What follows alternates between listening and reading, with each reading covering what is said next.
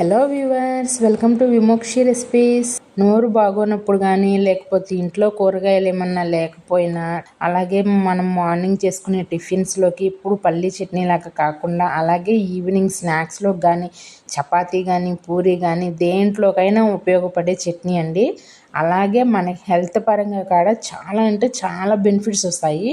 So ఆ చట్నీ ఏదో కాదండి, ఇంట్లో 4 టమాటాలు కొంచెం పుదీనాకు ఉంటే సరిపోతుంది.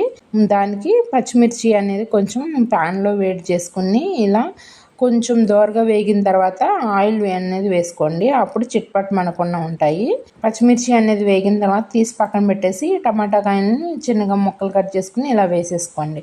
దీనిలో చిన్న నిమ్మకాయ సైజ్ అంత చింతపండు యాడ్ చేసుకోండి. ఇప్పుడు ఇంకో పక్క పుదీనా కాడ ఒలిసేసుకుని దాంట్లోనే కడిగి శుభ్రంగా ఇందులోనే వేసేసుకోండి, మగ్గిపోతుంది. ఈ పుదీనా వల్ల చాలా అంటే చాలా బెనిఫిట్స్ ఉన్నాయండి మన హెల్త్కి. ఒంటికి వేడి అనేది తగ్గుతుంది, చలవ చేస్తుంది, అలాగే బ్రెయిన్ చురుగ్గా ఉంటుంది, వెయిట్ కూడా లాస్ అవుతారు.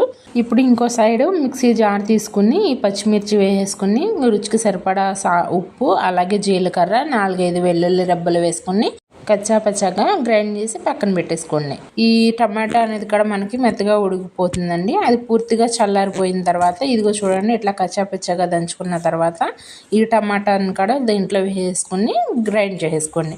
మెత్తగా కాకుండా కొంచెం కచ్చాపచ్చాగానే తీసుకోండి, అప్పుడే టేస్ట్ అనేది బాగుంటుంది, మనకి నోటికి రుచిగా కూడా ఉంటుంది. ఈ చట్నీ అనేది మనం దేంట్లో అయినా తినొచ్చండి.